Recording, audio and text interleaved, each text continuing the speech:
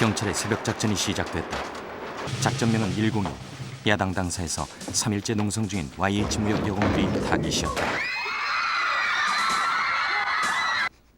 저는 그때 너무 놀래갖고요. 정신을 잠깐 잃었어요. 정신을 잠깐 잃고 막 정신을 차리고 보니까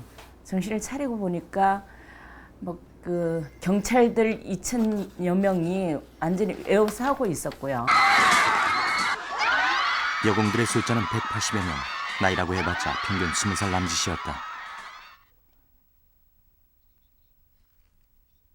폐업한 회사를 살려보겠다고 감행한 신민당사 농성. 이제는 마지막이라는 심정으로 며칠 밤낮을 치열하게 고민하고 싸웠다. 하지만 공권력을 앞세운 진압 앞에 여공들은 너무나도 무기력할 수밖에 없었다. 한 사람한테 한 4명 정도가 이렇게 달라붙으니 저희들은 반항을 할 수도 없었죠. 그 당시 때는 반항을 할 수도 없었고 달랑 그냥 들려서 내려서 이제 나갔죠. 폭력과 절규가 지나간 다음날 아침, 남은 것은 여공의 죽음이었다. 김경숙, 22살 봉제 직공. 그러나 한 여공의 소리 없는 죽음은 유신의 몰락을 예고하고 있었다.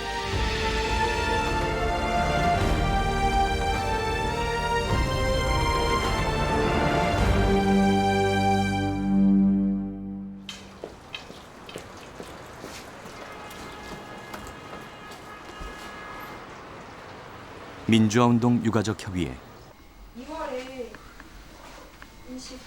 일명 유가협이라 불리는 이곳은 민주화운동 과정에서 희생된 열사들의 유가족들이 모여 열사들의 정신을 기리는 곳이다. 우선 제가 이 다음 회의를 언제로 할까 이거에 대해서 논란을 하고 싶어요. 지난 86년에 구성됐는데 현재 회원 108명에 이른다. 재야 인사, 의문사 희생자, 학생 열사 등 민주화 과정에서 큰 족적을 남겼거나 억울하게 희생된 사람들을 열사라 칭하는데 그중 절반 이상이 이른바 노동열사다. 1970년 근로기준법을 준수하라고 외치며 분신했던 전태일. 그런데 전태일의 바로 옆에는 한 여공이 나란히 자리하고 있다. YH 사건 희생자 김경숙이다.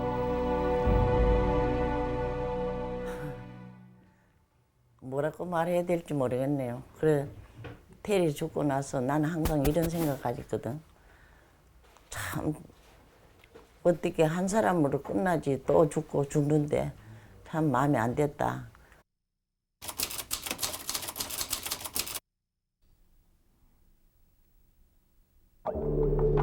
퇴근 시간을 앞두고 회사 정문에 걸려진 폐업 공고는 김경숙의 죽음을 부른 YH 사건의 시발이었다. 지난 3월에도 폐업 공고를 낸 적이 있었는데 이번 결정은 회사 측의 최후 통첩이었다. 공장엔 이미 관리 직원들은 모두 떠나버리고 여공들만 남게 된다. 기숙사엔 물과 전기마저 끊어버렸다. 기숙사에서 계속 농성을 하니까 이쪽에서는 풀려는 의도도 있었겠죠. 그걸 음식물이라든가 물을 단수하고 단전을 하게 되면은 해체가 되지 않는가. 하지만 공장을 떠나는 여공은 아무도 없었다. 대신 그들은 편지를 썼다. 당시 YH 노조의 간부였던 김경숙도 광주에 있는 어머니께 편지를 썼다. 글도 제대로 모르는 어머니 앞으로 편지를 쓰기는 처음이었다. 보고 싶은 엄마에게. 내가 거주하고 있는 이곳 YH무역은 굉장히 큰 회사랍니다. 돈 많은 회장은 미국으로 도망가고 없고 사장들은 자기들만 잘 살겠다며 지금 우리 근로자들을 버렸습니다. 회사 문을 닫겠다며 폐업 공고까지 내버렸답니다. 그러나 저희 근로자들은 비록 힘은 약하나 하나같이 똘똘 뭉쳐 투쟁하고 있습니다. 특히 엄마가 꼭 알아두어야 할 것이 하나 있습니다. 그것은 다른 게 아니고 우리 회사의 사장은 수단과 방법을 가리지 않는 나쁜 사람이어서 어떤 일을 꾸밀지 모르니 내 편지가 아니면 그 어떤 편지를 받더라도 믿지 말라는 것입니다. 형사들이 찾아가서 지금 당신 딸이 지금 아주 위험한 데 가입이 됐다, 공산당에 가입이 됐다, 뭐 이러니까 뭐 부모들이 깜짝 놀래기도 하고 뭐 그래서 뛰어와 가지고 뭐 끌어내기도 하고 뭐 그런 일이 종종 있었거든요. 편지 쓰기를 마친 경숙은 손가락을 깨물어 혈서를 썼다.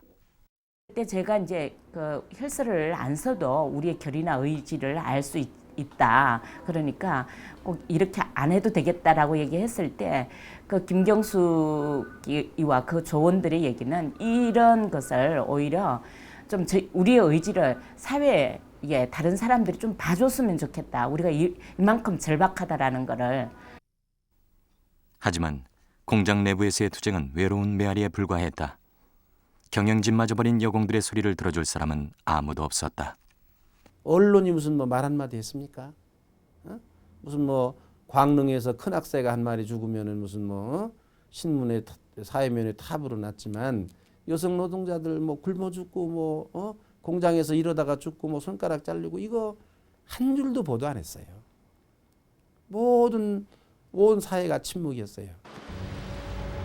벼랑 끝에 몰린 여공들이 선택한 마지막 수단은 신민당사 점거였다.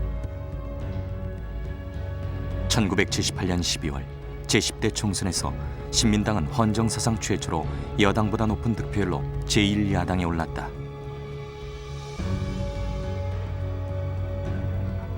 이듬해 5월 신민당은 전당대회에서 김영삼이 총재에 당선되면서 대여 투쟁의 강도를 높이고 있었다. 그래서 그때는 우리 그런 생각도 했죠. 신민당사에 가도 금방 끌려날 거다. 그럼 신민당사에 가서 끌려나면 우리가 어떡하겠냐. 그래서 거기서 그냥 우리는 못 나간다고 버티자. 이런 각오로 결정을 한 거거든요.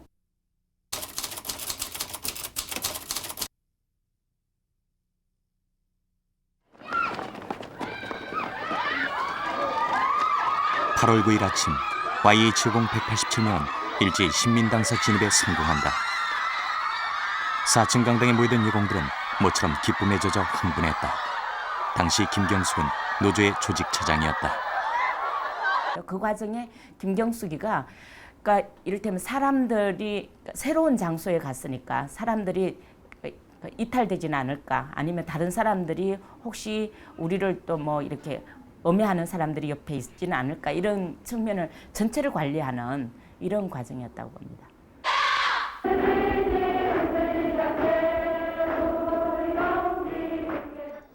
대오를 재정비한 여공들은 구호를 외치며 농성에 들어갔다. 정당의 당사가 여공들에 의해 점거된 것은 사상 유례가 없었던 일이었다. 신문들은 그날 석간부터 큰 활자로 보도하기 시작했다. 우리는 이제 우리가 목표했던 거를 달성했다. 정말 우리 억울한 것이 이제 언론에 보도되기 시작을 한다. 이래서 너무나도 그 기사를 보고 정말 기뻐서 울었어요, 저희들은. 각계의 격려 방문이 줄을 이었다. 농성장을 직접 찾은 김영삼 총재는 보사부 장관이나 노동청장을 불러오겠다고 약속했다. 하지만 두 사람 중 누구도 모습을 드러내지 않았다. 신민당은 국회 보사위원회 수집을 요구했지만 여권은 YH 여공의 무조건 해산만을 주장했다. 시간이 지나면서 여공들의 기대는 점점 우려로 바뀌고 있었다. 경찰이 강제 해산할 것이라는 소문만 나도는 가운데 여공들은 지쳐갔다. 이때 분위기를 다시 띄운 것은 김경숙이었다.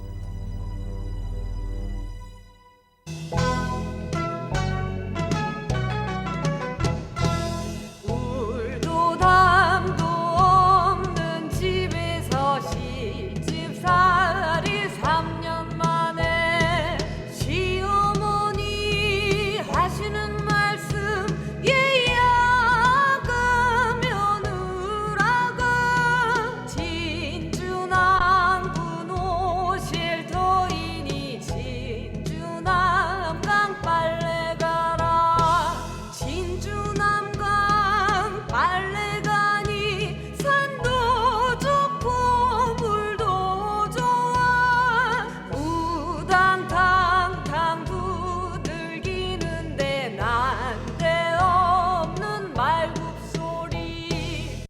조직 차장이 나와서 이제 노래를 부르는 건데 진주 낭봉가를 부르는데 아까도 말씀드렸듯이 대단히 우렁차게 부르고 씩씩하게 부르고 그리고 그 노래를 잘 불러요. 또 잘 부르기 때문에 사람들이 대단히 즐거워했고 그 기뻤다고 그럴까요?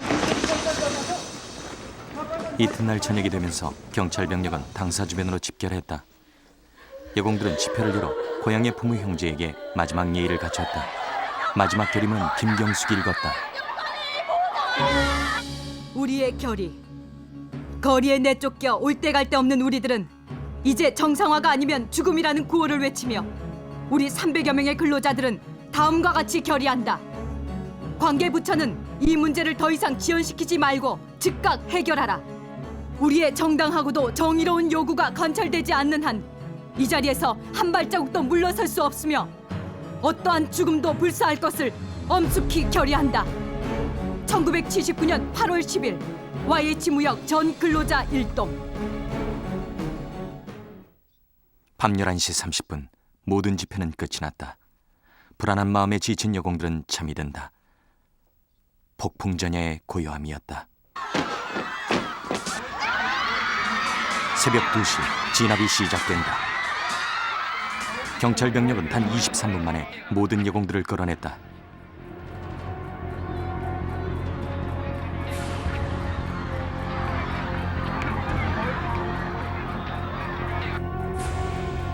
작전이 휩쓸고 지나간 신민당사는 폐허였다. 폭력이 비껴간 것은 김영삼 총재 한 사람뿐이었다. 여공들은 물론 신민당 국회의원, 출입기자, 당직자 등이 심한 부상을 입었다. 수도 있는데 뭐 여기만 이렇게 붓고 얼굴은 부어가지고 눈을 아무래도 눈을 뜰 수가 없어요. 눈을 떴는데 약간 불빛만 이렇게 있다간 의식했는데 그런 상황에서 이제 그 버스에 가면서 계속 어디서 어디 혈관이 터진 동맥이 터진 사람 쪽에서 피가 얼굴에 자꾸 날라와 떨어지더라고. 그러고 뭐 여기저기 아우성이 뭐 죽는다고 아우성 치고. 노조지부장, 사무장, 부지부장은 진압 직후 바로 구속됐다. 국가보위에 대한 특별조치법 위반이었다.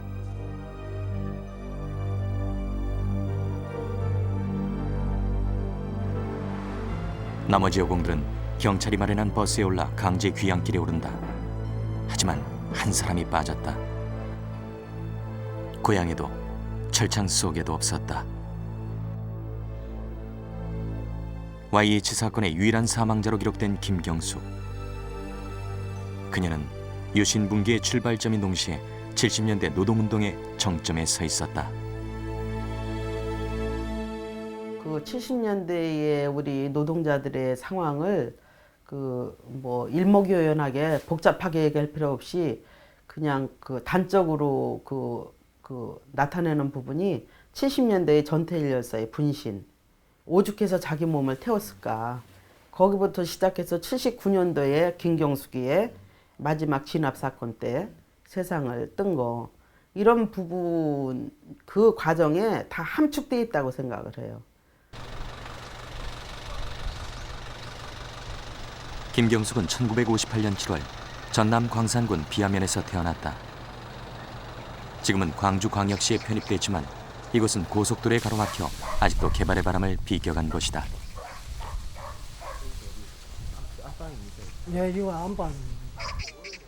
이 마을에는 경숙이 태어났던 집이 남아있다.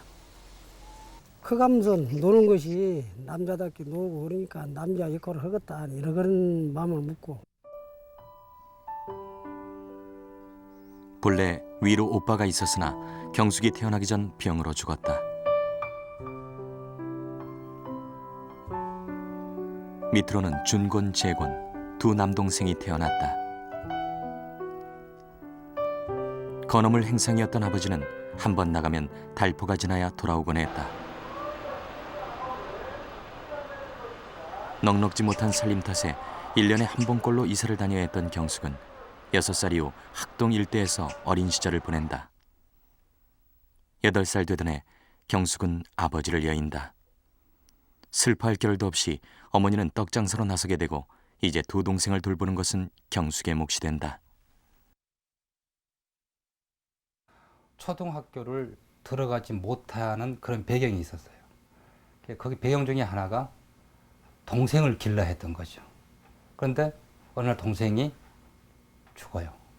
그래 죽었는데 김경숙은 동생의 그 죽음에 대해서 슬픔과 기쁨을 동시에 갖지요. 왜? 그렇게 학교를 가고 싶어 했으니까. 그래서 결국 이 동생이 굶주림으로 죽자 김경숙은 학교에 들어가게 되는 거죠.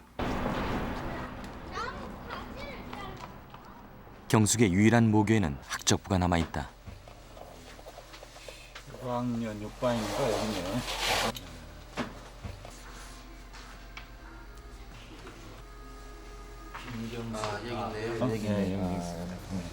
학적부에는 당시 경숙의 가정 상황이 상세히 기록돼 있다. 홀어머니의 큰딸로서 가사를 아동 자신이 도우며 어머니는 행상을 하여 좁은 새방을 얻어 겨우 생계를 유지하고 살고 있으나 교육 관심은 있는 편이다. 결석이 잦은 편이었는데 집안일을 도와야 했기 때문이었다. 어렵게 들어간 학교였지만 기성회비도 제대로 내지 못하는 경우가 많았다. 기성회비 안 내 가지고도 어떤 사실 다른 학생 같으면은 기가 죽고 좀 힘이 없을 텐데 그 친구는 속으로 삭힌 것 같더라고요. 그 표현을 안 했습니다. 경숙이 살았던 마을 어귀에 있는 다리 홍림교. 일명 배고픈 다리로 불린다. 장작을 하러 산에 갔던 사람들이 내려올 때 이 다리쯤에 다다르면 배가 고파진다는 데서 유래했다. 경숙은 고픈 배를 부여잡고 동생과 함께 장사 나간 어머니를 이곳에서 기다렸다. 엄마 아직도 안 오셨냐 그러죠. 그럼 뭐라고?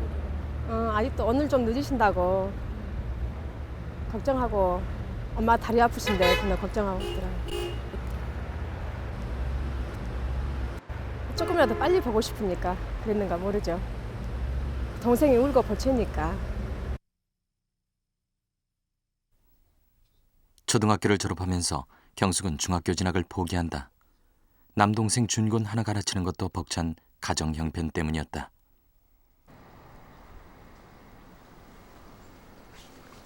중학교 대신 경숙이 들어간 곳은 공장이었다. 집 근처에 있었던 이곳은 뇌고치를 삶아 나온 진면이란 솜에서 실을 뽑아내는 작업장이었다.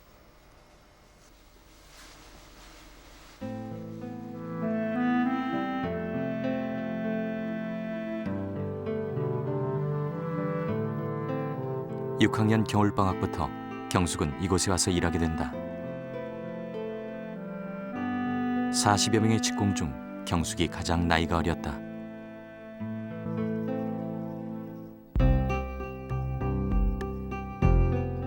경숙처럼 어린 나이에 가족의 살림을 위해 일터로 나서는 것은 당시로서는 흔한 일이었다. 경숙이가 바로 유재 살았기 때문에 아침에 새벽에만 와요. 내가 잠 깨기도 전에 새벽에 와갖고 문 두드리면은 나가보면 경숙이란 말이에요. 너 하나 보고 내가 이 기계를 돌릴 것이냐 그러면 아저씨 해주시오. 그래서 참 그 성의로 봐서 내가 돌리고 전기 써주고 불 피워주고.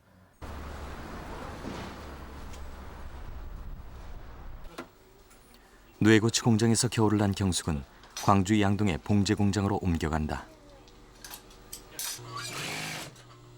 봉제 견습공 생활이 시작된 것이다. 여기저기를 옮겨다니며 속옷, 버선, 양말 등 닥치는 대로 배웠다. 이 무렵 경숙은 한 운명적인 만남을 한다. 계십니까? 네, 안녕하세요. 안녕하세요. 김광숙 씨 되시죠? 네, 맞는데요. 경숙과 동갑인 광숙 씨는 초등학교 졸업 후 상경하여 교복점에서 일하고 있었다. 경숙이가 이제 어디 다닌다고 그때 말로는 이제 공장이나 그런 데 다닌다고 그래서 얼마 받으냐고 하니까 5,000원 그 선에서 받은다 하니까 서울 가면은 그 배는 더 받고 10,000원 정도는 받을 거라고 같이 가자 그랬어요. 그랬더니 따라 나서대요, 성격이. 상경한 지 한 달 만에 김경숙도 청량리의 한 하청 공장에 들어간다. 오로지 돈 많이 벌겠다는 생각에 잔업, 특근도 밥 먹듯이 했다. 서울에 올라와 하청 공장에 취직을 했을 때였습니다. 말로만 듣던 철야 작업을 2달 동안이나 밤낮으로 하고 나자 코를 건드릴 수가 없었습니다. 너무나 피곤한 나머지 건드렸다 하면 코피가 쏟아졌던 것입니다. 저의 몸은 더욱 약해지고 얼굴은 창백해져 갔습니다. 그리고 어떤 회사에서는 3개월치 봉급을 받지 못했고 헐벗고 굶주린 나는 5원짜리 풀빵 30원어치로 추위를 허덕이며 생계를 이어가야 했습니다. 그때마다 이렇게 사느니 차라리 자살이라도 해버리자고 마음먹었으나 고향이 그 길을 막곤 했습니다.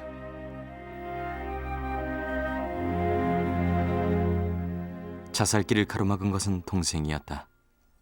오빠나 남동생을 위해 누나와 여동생이 희생하는 것은 숙명이라고 여기던 시대였다. 사랑하는 동생 준곤에게 누나가 일하는 공장이 앞으로 문을 닫을지도 모른다고 하더구나. 이 소리를 듣는 순간 누나의 가슴이 어찌나 떨리고 다리까지 후들후들 떨리던지. 그래서 하는 말인데 당분간 누나가 돈을 보내지 못하더라도 눈 빠지게 기다리지 말았으면 한다.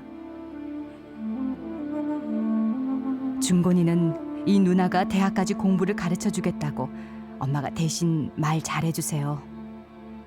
이 누나가 살아가는 이유이기도 하니까요. 누나가 없었으면 어떻게 보면은 학교를 못 다녔을 거예요. 누나 도움하고 어머니가 고생하셔가지고 그래도 저 끝까지 배울 수 있었다는 게 항상 고맙게 생각하고 방금 얘기 드린 대로 누나에 대해서 보답을 하고 싶어도 지금 안 계시지 않습니까? 평범한 사람을 꿈꾸었던 경숙. 그러나 YH의 현실은 하청업체와 별반 다르지 않았다. 끊임없이 이어지는 잔업, 야근에다 휴일에는 특근까지 했다.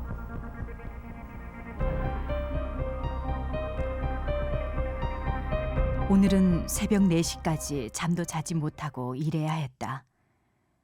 육체는 고달프고 눈이 아파오며 수면을 제대로 섭취하지 못해 약간은 머리가 어지러웠으나 사람이 수면을 취하지 못하고 일을 시킨다는 걸 생각할 때 나의 몸은 지치고 비틀대면서 숙사에 돌아와 밥을 먹는데 밥이 먹히지 않는다. 이 건물이 옛날 YH 기숙사 그대로 그 건물 그대로입니다. YH 무역공장 바로 옆에 있었던 기숙사. 김경숙을 비롯한 대다수의 여공들은 기숙사에서 생활했다. 이 기숙사는 한때 2,000명 이상을 수용하기도 했다. 시골에서 올라온 여공들의 편의를 위한 기숙사는 24시간 노동을 가능케 해주는 장치도 됐다.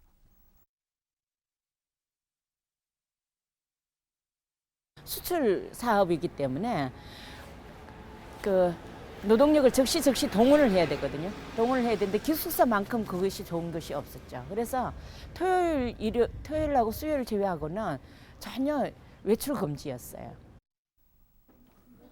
여공들에게 끊임없이 일을 시키기 위해 갖은 방법이 동원됐다. 겨울에 말이지. 그 추운데 문 열어놓고 찬바람 들어오게 해서 졸지 못하게 하고. 그래도 좋으니까 노래 부르고 미싱하면서 노래 부르고 시키고. 그래도 좋으니까 타이밍이라는 약을 강제로 먹여서 졸지 않게 타이밍이라는 잠 안 오는 각성제가 있어요. 그때 70년대 여성 노동자들의 경우에 타이밍 중독자가 많았어요. 장시간 노동은 70년대 한국 산업 전체의 보편적인 현상이었다. 당시 이것을 우리 국민들의 근면성의 결과로 치부하기도 했다. 모든 통계상으로는 노동시간이 54.6시간 이렇게 나와 있거든요. 근데 실제로 노동시간은 98점 몇 시간, 100시간 이렇게 했거든요. 그래서 그 당시 70년도에 케냐나 스리랑카의 노동시간을 보면은 우리나라의 정말 54점 몇 시간보다도 조금 더 낮아요. YH 무역도 민주노조가 탄생했다. 사측의 방해로 상당한 진통 끝에 설립된 YH 노조의 지부장은 최순영이었다. 처음부터 노조가 눈에 가시였던 사측은 도급제를 악용하여 대응했다. 노조 활동이 활발한 팀에게는 일거리를 주지 않고 하청으로 돌렸다. 최저임금제도 없었던 시대 일거리를 받지 못한 여공들에게는 치명적이었다. 일거리가 없으니까 일단 한 달 월급을 못 한다고 생각을 해보세요. 생활이 안 되는 거죠. 이 서울에 와서 누가 아는 사람도 없고 정말로 어렵죠. 당시 기업주에게 여공들의 현실은 관심밖이었다. YH 무역의 설립자는 빼돌린 외화로 미국의 호텔, 백화점에 투자했다는 의혹을 받고 있었다. 또한 현지 무역회사를 차려 YH 무역의 제품을 수입 판매했는데 대금 결제를 지연시켜 회사 재정에 타격을 주었다. 무리한 사업 확장도 있었다. 사원들의 상여금으로 잡혀있던 10억을 가지고 해운 회사를 세우는가 하면 전자회사도 인수했다. 여공에게 돌아갈 이유는 하나도 없었다. 저는 그 YH가 우리나라의 그 기업의 어떤 그런 모순 이런 거에 하나의 모델이 아닐까 하는, 그렇게 돈을 벌었으면 재투자를 하거나 이런 것이 아니라 기업의 그 사장들이 자기 또 이익을 챙기고 이런 부분에 대해서 돈을 빼돌리고 외국으로 도피시키고 이런 하나의 그런 어떤 구조. 노조 사무실에 한 장의 문서가 날아든다. 가발 생산과의 지방 이전. 정부 시책에 따라 면목동 공장에 줄이긴 가발 라인을 지방으로 옮기겠다는 것이었다. 이전 장소는 충북 옥천군 청산면. 왜? 옛날 그대로 보여요. 야, 그대로 뭐 하나도 변경된 거 없죠. 하루같이 이곳은 YH 무역 설립자의 또 다른 가발 공장이 있던 곳이었다. 이곳으로 가발 생산 라인을 이전한다는 발표가 나자 사흘 만에 가발 생산과 500명 중 430명이 사표를 낸다. 그러나 당시 공장 인근 주민들은 본사 이전에 대해 전혀 몰랐다고 한다. 이전을 한다 소리는 안 했어요. 전혀 이전을 할 것이가 없었고 본사에 대해서는 전혀 여기에 뭐 인과옥이나 뭐 이런 것도 없었고. 당시 공장 관계자 역시 서울 YH 무역 공장의 이전에 대해서는 전혀 들은 바 없다고 했다. 굉장히 쉽게 말해서 서울 공장에서 노조 애들이 쉽게 맛을 만드시는 종업 애들이 그러니까 이제 그걸 아마 분산시키건 방법을 하시라는지 모르지 그랬다. 뒷날 YH 사건의 발단이 된 청산 공장 이전은 2달 만에 회사 측이 자진해 처리하게 된다. 하지만 수백 명의 여공이 이미 회사를 떠난 뒤였다. 그러니까 회사에서는 자동적으로 회사를 옮겨간다 그러면은 해고가 아니고 그냥 지네들이 스스로 알아서 다 사표를 낼 거니까 그걸 노린 거죠. 그리고 안 옮겨갔죠. 당시 YH 무역은 경영난에 허덕이고 있었다. 가발 경기 퇴조도 한몫했지만 무엇보다도 무리한 확장에 따른 자금 압박과 부실 경영이 원인이었다. 이제 서서히 사업을 접어야 한다고 판단한 경영진에게 여공들은 처치곤란한 존재일 뿐이었다. 청산 공장 사건을 계기로 회사는 자주 휴업을 하며 여공들이 스스로 떠나게 유도한다. 당시 일기에는 이를 지켜보는 경숙의 심정이 표현돼 있다. 본 공장을 돌려라. 고용 완전 찾자. 단결, 권리, 뭉침, 싸움, 비평, 노동운동을 해야 한다. 첫째는 인정을 않죠. 마음속으로 우러나는 대화 파트너로서, 운영의 파트너로서 인정을 않기 때문에 각 곳에서, 여러 가지 곳에서 그런 마찰이 자꾸 생겼죠. 어떻게든지 이 노조 활동을 저지하고 노조 활동을 미약시키려고 생각하면 했지. 회사 측의 가진 압력으로 YH를 떠나는 여공들이 많았다. 한때 4,000명에 달하던 여공 숫자가 77년엔 절반 이하로 떨어진다.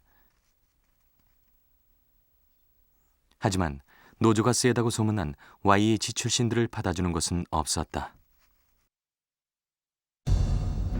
70년대 말로 치달을수록 유신 정권은 사활을 걸고 민주노조를 탄압한다.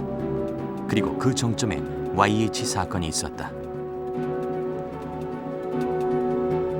YH 사건은 단순히 노동자도 인간이다, 우리는 기계가 아니다라는 기본적인 인권을 위한 외침이 아니었다. 경제 발전에서 나온 과실과 산업 구조의 변화에 따른 짐을 자본가와 노동자가 어떻게 나눠야 하는지에 대한 강력한 문제 제기였다. YH 사건이라고 하는 것은, 특히 김경숙 씨의 희생이라고 하는 것은 단순한 노동 문제로만 볼 것이 아니라 한국 그 사회와 산업 구조의 변화 속에서 온 하나의 희생이라고 그렇게 봐야 될 거예요. 1979년 8월 11일 YH 여공 김경숙의 죽음 이후 현대사의 맥박은 빨라진다. 10월 4일 김영삼 신민당 총재의 국회 제명과 뒤이은 부마 사태, 그리고 결국 11.6으로 유신이 몰락했다. 여공들에 대한 무자비한 폭력 진압은 YH 사건 백서 제목처럼 정말 유신 정권의 말기적 발악이 되고 말았다.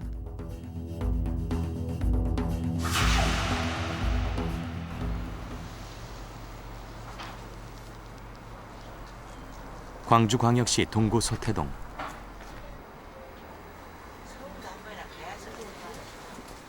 (30년째) 고물 수집을 하는 김경숙의 어머니 최영자 씨가 홀로 사는 곳이다.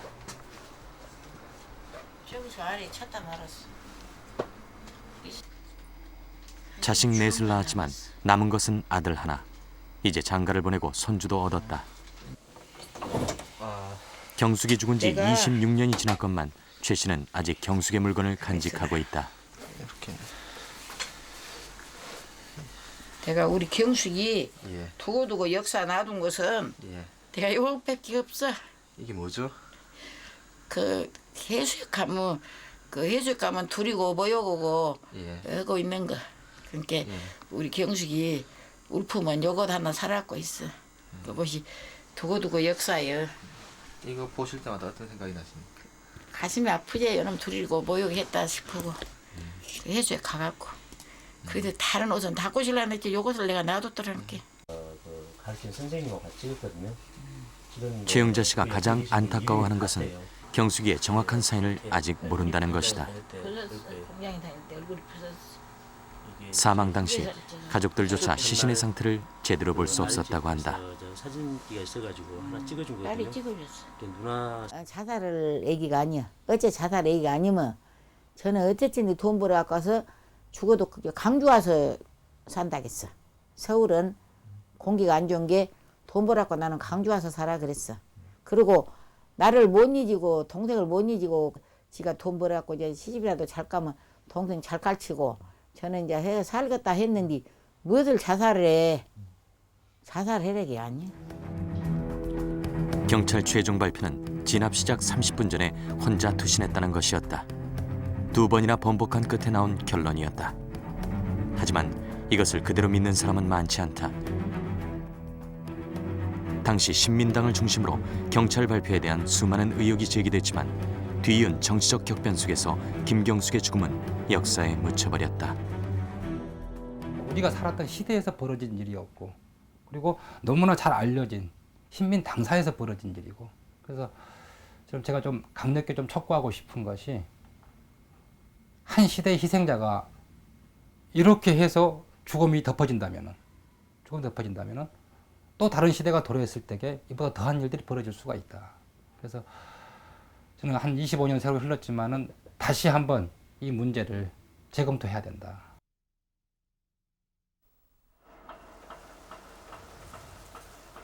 모란공원 열사묘역 중턱에 자리 잡은 김경숙의 무덤.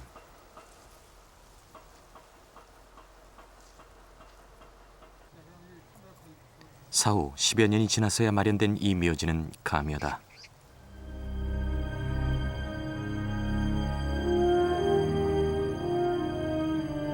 당시 김경숙의 시신은 화장을 해서 고향 땅에 뿌려졌기 때문이다.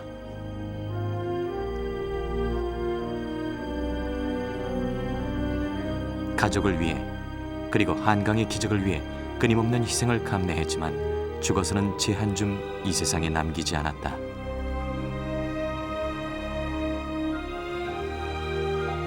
사회가 그들을 공순이라 낙인 찍었을 때 당당한 여성 노동자로서 살아가는 것이 얼마나 소중한 것인지를 몸으로 보여주었다. 22살 여공에게 우리 현대사가 진 빚은 너무나 크다. 70년대의 고도 성장 그리고 유신의 몰락은 수많은 이름 없는 김경숙에 의해서 만들어진 역사였다.